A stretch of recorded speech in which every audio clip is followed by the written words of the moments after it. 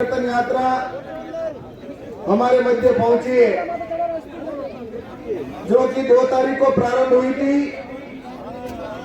और त्रिनेत्र गणेश जी रणथंभौर से, जहां पर राष्ट्रीय अध्यक्ष जी ने इसको हरी झंडी दिखाकर रवाना किया। और तीसरे चरण की यात्रा रामदेवरा से प्रारंभ हुई और आज ये जैसलमेर होते हुए बाड़मेर से शिव विधानसभा से होते हुए आज चौटन की यात्रा का आपने स्वागत किया है। इसके लिए मैं आप सभी का बहुत बहुत धन्यवाद और बहुत बहुत साधुवाद प्रकट करता हूं।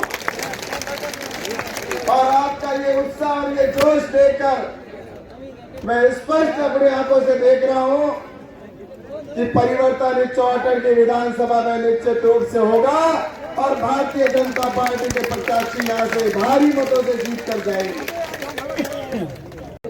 ज्यादा अंतर नहीं रहा, ना इस विधानसभा में ज्यादा अंतर रहा, ना प्रदेश के अंदर ज्यादा अंतर रहा। प्रदेश के अंदर मात्र आधे % की वजह से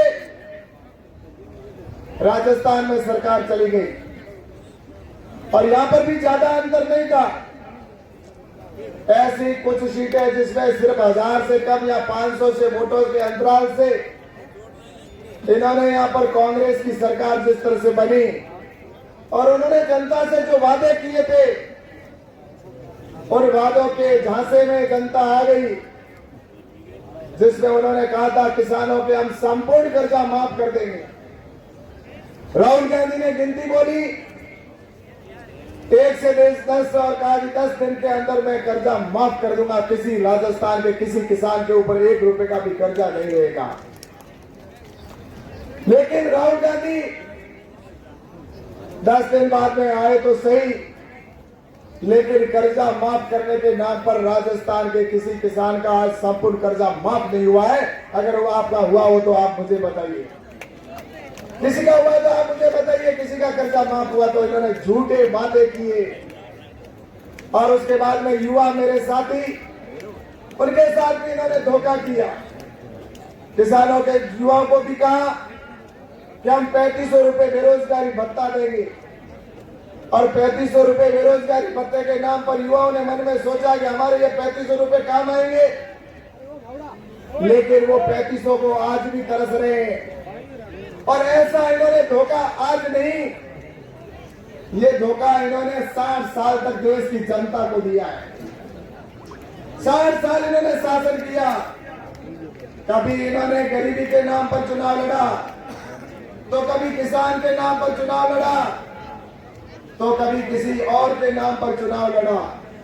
इस देश के अंदर इन्होंने उन सबसे, इंदिरा गांधी थी उस समय कहा था, गरीबी का नारा दिया था, गरीबी हटाएंगे। लेकिन इसके बाद में कितनी बार सरकारें आई इनकी, लेकिन गरीबी तो नहीं हटी, लेकिन गरीब की संख्या बढ़ती गई।